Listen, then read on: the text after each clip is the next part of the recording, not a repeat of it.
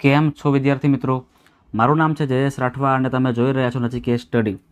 મિત્રો, આપણે આ અગાઉના વિડીયોની અંદર સ્વાધ્યાય 3.2માં દાખલા નંબર 1 જેમાં આવેલા ચાર દાખલાઓ, દાખલા નંબર 2 જેમાં આવેલા ચાર દાખલાઓ અને દાખલા નંબર 3 જેમાં પણ આવેલા ચાર દાખલાઓ આપણે પૂરા કરાવેલા છે.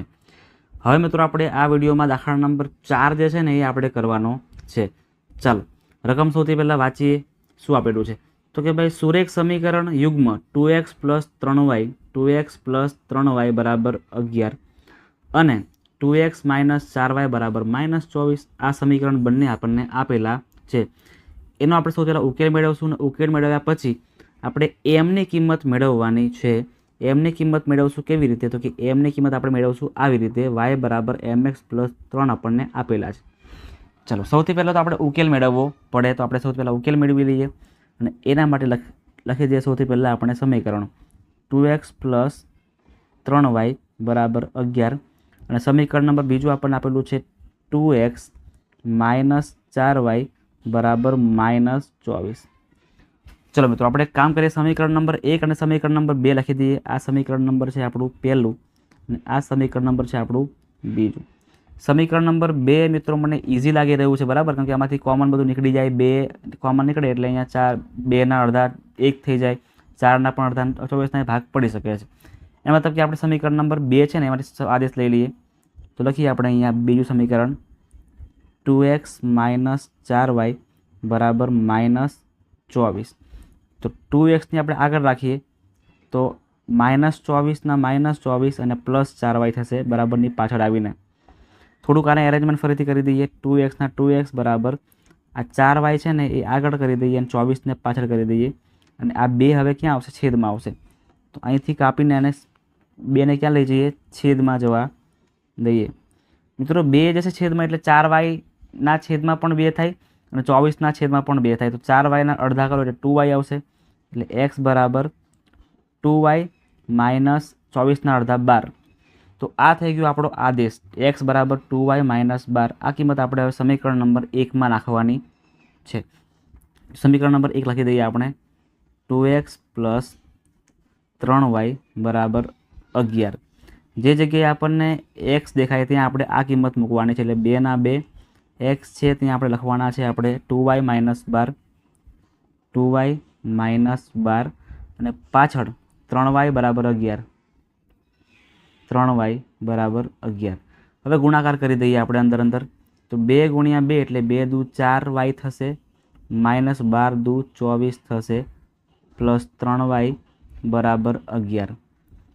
4y + 3y કરો ને, 4y + 3y તો કેટલા આવશે? તો 7y થશે. 7y બરાબર 11 તો પાછળ છે જ અને 24 આપણે પાછળ લઈ આવીએ તો 11 + 24 કરો તો કેટલા આવશે? 35 આવશે. એટલે y બરાબર 35 થાય. તો 7y બરાબર 35 આવે છે. તો y બરાબર 35/7 અને 35/7 કરો તો કેટલા આવે? y બરાબર 7 × 5 = 35 થાય. એટલે અહીં મિત્રો આપણને yની કિંમત તો ચલો મળી ગઈ છે. હવે આપણે xની કિંમત મેળવી લઈએ. તો xની કિંમત ક્યાં છે? તો કે xની કિંમત આ રહી. લખીએ આપણે x બરાબર 2y - 12. 2ના 2 yની કિંમત છે 5 તો અહીંયા 5 મૂકવાની ઓછા 12. 5 દુ 10 10 - 12 તો 10 - 12 કરો ને તો x બરાબર શું આપણને મળશે? -2 મળશે. ક્લિયર છે મિત્રો બધાને? x અને yની કિંમત તો મળી ગઈ છે. હવે આપણે mની કિંમત મેળવવાની છે. ચલો તો mની કિંમત આપણે કેવી રીતે મેળવશું? તો જુઓ તમે અહીંયા y બરાબર mx + 3 આપણને આપેલું જ છે ઓલરેડી. તો લખી દઈએ સાઈડ પર કે y બરાબર mx + 3. x અને yની કિંમત આપણને ખબર છે તો એ મૂકી દેવાની. જેમ કે yની કિંમત આપણને ખબર છે કેટલી? 5 તો અહીંયા 5 બરાબર m ખબર નથી. xની કિંમત કેટલી છે? -2 તો અહીંયા -2 અને +3ના +3. 5ના 5 m × -2 કરો એટલે -2m થાય +3. આ +3 બરાબરની આગળ લઈ જઈએ એટલે 5 - 3 બનશે. 5 - 3 બરાબર -2m. તો 5 - 3 એટલે 2 થાય. 2 બરાબર -2m. તો mની કિંમત મેળવવા માટે -2ના છેદમાં લઈ જવાના એટલે 2/2. જોજો અહીંયા 2/-2 બરાબર m. તો બંને કેન્સલ થઈ જાય એટલે m બરાબર શું આવશે? આપણું -1 આન્સર થશે। મિત્રો જગ્યા નાની હતી ને એટલા માટે આપણે આવી રીતે કર્યું છે, તમે ખાસ ધ્યાન રાખીને કરી લેજો, બરાબર। એટલે m બરાબર -1 આપણને મળ્યા, એક્સની કિંમત આપણને -2 મળી અને વાયની કિંમત આપણને 5 મળી, એમ તમને કીધા તેમ પ્રમાણે -1 આપણને મળ્યા। મિત્રો દાખલા આવા પણ એક્ઝામમાં ખાસ પૂછાતા હોય છે, તો ખાસ આવી દાખલાની પ્રેક્ટિસ પણ કરી લેજો। એના પછીનો દાખલો પણ સેમ એની જેવું જ કરવાનો છે। ચાલો, સુરેખ સમીકરણ યુગમાં આપણને આપેલું છે 2x - y = 11 અને સમીકરણ બીજું આપણને આપ્યું છે 5x + 4y = 1 નો પહેલાં આપણે ઉકેલ મેળવીશું અને ત્યાર પછી આપણે એમની કિંમત પણ શોધવાની છે, બરાબર। જેમાં આપણે આપ્યું છે y = mx - 11। સૌથી પહેલાં બંને સમીકરણને લખી લઈએ। 2x - y = 11 એ સમીકરણ નંબર પહેલું છે, બીજું છે આપણું 5x + 4y = 1। આને સમીકરણ નંબર આપણે 1 કહી દઈએ છીએ અને આને સમીકરણ નંબર આપણે 2 કહી દઈએ છીએ। કયું સમીકરણ છે જે ઇઝી પડે એવું છે? તો તમે જોઈ શકો છો મિત્રો, સમીકરણ નંબર પહેલું જ ઇઝી પડે એવું છે। તો સમીકરણ નંબર 1 માંથી આપણે આદેશ લઈ લઈએ 2x - y = 11। તો 2x = 11 -y છે પ્લસ y બનશે અને 2 છે એ છેદમાં લઈ જવાના, એટલે x = 11 + y ના છેદમાં 2। આ આપણને મળી ગયો મિત્રો આદેશ। હવે નેક્સ્ટ આપણે આની કિંમત ક્યાં મૂકીશું? સમીકરણ નંબર 2 માં મૂકવાની છે। તો સમીકરણ નંબર 2 લખી દઈએ અહીંયા, સમીકરણ નંબર 2 લખી દઈએ અહીંયા 5x + 4y = 1।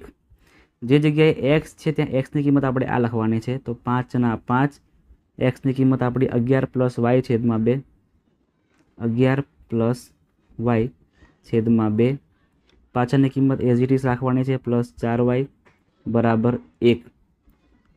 હવે કરી દઈએ ગુણાકાર, 5નો ગુણાકાર 11 સાથે, 5નો ગુણાકાર y સાથે, 5 × 11 કરો એટલે 5 11, 11 × 5 = 55 પ્લસ 5 × y એટલે 5y અને છેદમાં 2 છે ને તો 2નો ગુણાકાર અહીં થઈ જાય એટલે 2 × 4 = 8 એટલે +8y છેદમાં કોમન 2 = 1। 55 તો એકલા જ છે, તો 5y + 8y એટલે 5 ને 8 કરો એટલે 13y થશે, 13y બરાબર 2 × 1 એટલે 2 અને 55 પ્લસમાં આગળ હતા ને પાછળ આવશે એટલે -55 થશે। તો 13y = 55 - 2 કરો તો કેટલા આવે? કેટલા આવશે કરો તો મિત્રો? તો 55 - 2 કરો એટલે 53 આવશે, -53 આવશે। એક જ મિનિટ, કોઈ જગ્યાએ ભૂલ થઈ રહી લાગે છે, બાકી આવું તો નહીં આવે। એકવાર પરફેક્ટલી ચેક કરી લઈએ, બારો એક મિનિટ।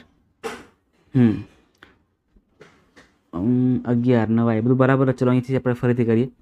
5 × 11 એટલે 55 થશે અને 5 × y એટલે 5y અને છેદમાં 2 પ્લસ 4y = 1। હા, 1 × 55 ને 1 × 5 એટલે 55 ના 55, 5 ના 5 અને આ બાજુ 4 × 2 એટલે 4 ને 2 8y, બધું બરાબર જ આપણે કરી રહ્યા છે। છેદમાં 2 બરાબર અહીંયા 1। 55 પ્લસ 5y પ્લસ 8y, 8 ને 5 કરો એટલે કેટલા આવશે? તો કે 8 ને 5 કરો એટલે 13 આવે, 13y બરાબર 1 × 2 કરો એટલે અહીંયા 2 જ થશે। 55 ને બરાબરની પાછળ જવા દઈએ તો 13y = 2 - 55, 2 - 55 કરશો એટલે આપણને 53 મળશે।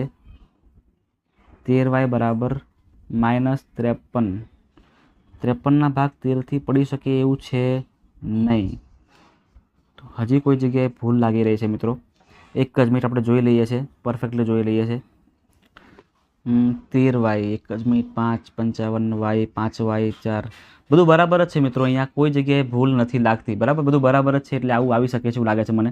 લખી દઈએ આપણે y = ઉપર -53 નીચે વધશે 13, બરાબર એટલે આવો જવાબ આવી શકે છે, બરાબર નથી આવે એવું નહીં અને આવો જવાબ જ આવશે। તમે ચેક કરી લેજો એકવાર, પ્રેક્ટિસ બુકના જવાબની અંદર ચેક કરી લેજો, કેમ કે આપણે મિત્રો કોઈ જગ્યાએ ભૂલ દેખાતી નથી, બધું પરફેક્ટ જ આપણે કરેલું છે, એટલે આવું જ આવી શકે છે। હવે yની કિંમત આપણને મળી ગઈ, તો આપણે હવે xની કિંમત મેળવવાની છે। તો xની કિંમત મેળવવા માટે આપણે આ કિંમતને અહીં નાખી દઈએ, તો x = 11 + y ના છેદમાં 2 કિંમતો ગોઠવી દઈએ 11 ના 11 પ્લસ વાયની કિંમત અહીંયા કેટલી છે તો કે -53/13 છે. અહીંયા કરી દઈએ -53/13 અને છેદમાં પાછા 2 તો છે જ. અહીંયા કરી લઈએ લસા લઈ લઈએ 13 × 11 કરવાના છે આપણે હવે. તો 11 × 13 કરો તો કેટલા આવશે 143 આવશે.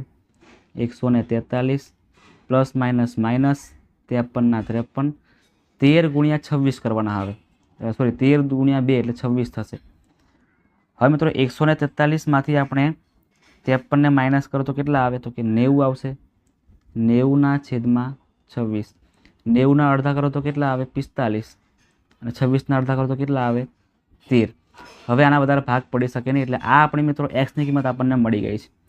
45/13 આપણી એક્સની કિંમત આપણને મળી ગઈ છે.